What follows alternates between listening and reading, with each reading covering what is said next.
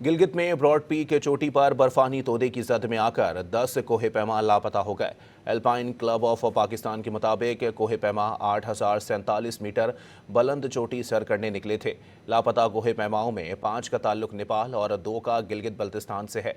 अमरीकी, चीनी और दीगर गैर मुल्की कोहे पैमा भी शामिल थे। एल्पाइन क्लब के मुताबिक तोदा गिरने के बाद पूरी टीम से राबता मुनक़ता है।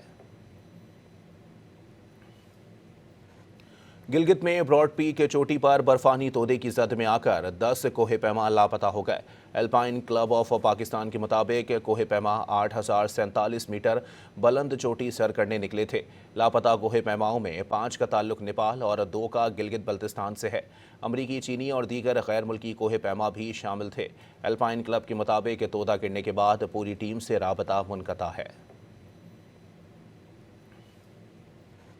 गिलगित में ब्रॉड पीक चोटी पर बर्फानी तोदे की जद में आकर 10 कोहे पैमा लापता हो गए। एल्पाइन क्लब ऑफ पाकिस्तान के मुताबिक कोहे पैमा 8,047 मीटर बुलंद चोटी सर करने निकले थे। लापता कोहे पैमाओं में 5 का ताल्लुक नेपाल और 2 का गिलगित बल्तिस्तान से है। अमरीकी, चीनी और दीगर गैर मुल्की कोहे पैमा भी शामिल थे। एल्पाइन क्लब के मुताबिक तोदा गिरने के बाद पूरी टीम से राबता मुनक़ता है।